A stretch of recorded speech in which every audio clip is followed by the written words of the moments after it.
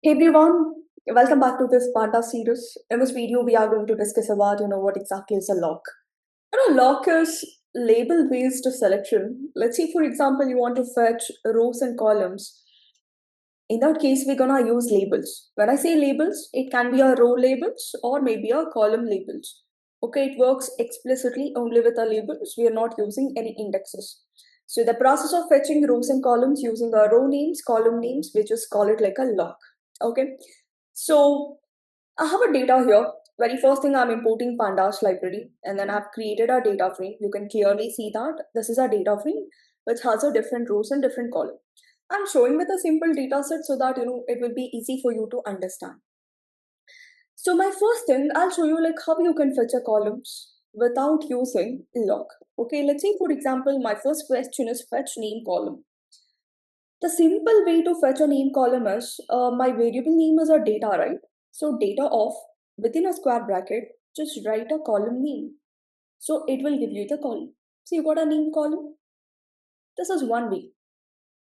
Let's say, for example, you want to fetch multiple columns. Let's say, for example, you want to fetch, let me take a reference of data here. Yes. Let's say I want to fetch age and I want to fetch a salary and also I need to fetch a job, multiple columns.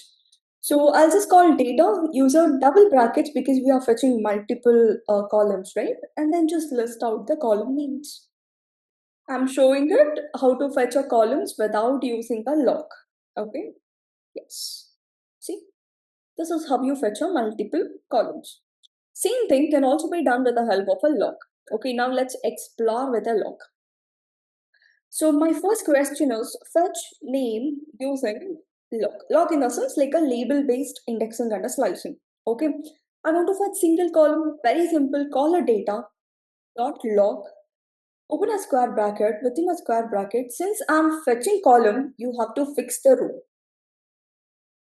Okay, when you fetch a column, you have to fix the row position with a colon, and then the column that we are looking for is basically the name column. Then we got a name. This is how you fetch a single column. Hope you got it. Now let me show you how to fetch multiple columns. Let's say you want to fetch name, age, salary, and also job column. Very simple. Just use data.log, fix the row, comma, multiple columns you want, right? And all the columns are like continuous. Continuous in the sense like they are one after the other. Consecutive columns, right? They are all like continuous, one after the other. Or from name to job, you can see one next to other, right? So I'll start from name and I want it till job. So I'm just using a slicing concept, and when it comes to a log, end value is included. Okay, so when it comes to a log, end value is included. Okay, let me run. So I got everything from our name column till our job. Even the end value job is also included.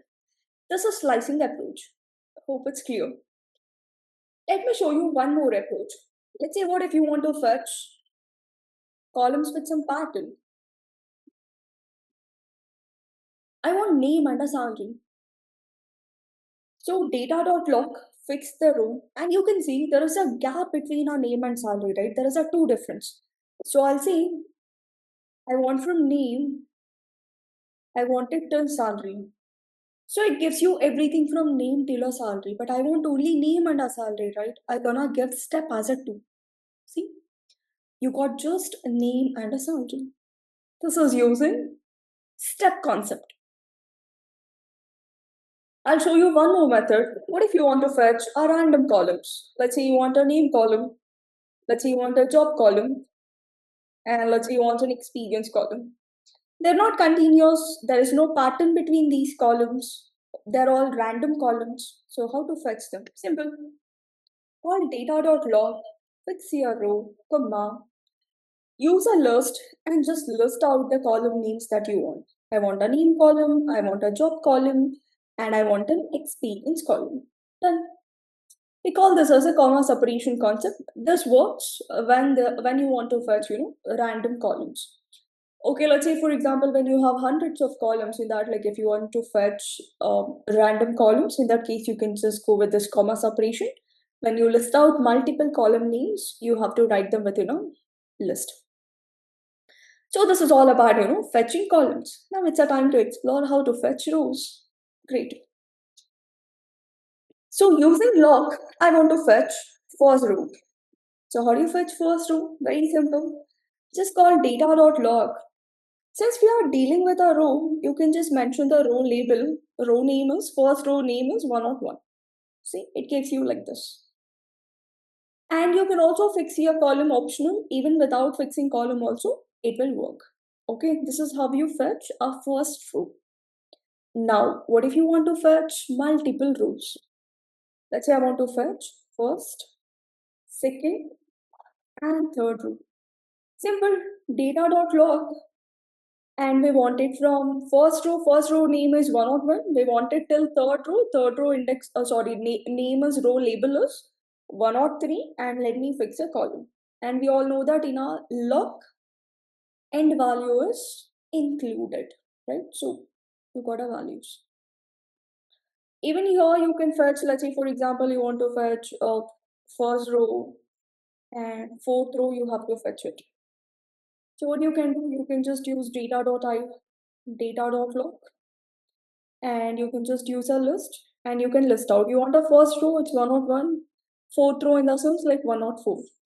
And I'm gonna fix the column place with a colon. See, you got a first row and a fourth row. So this is how we use lock in order to fetch specific rows as well as a specific columns. I hope it's clear.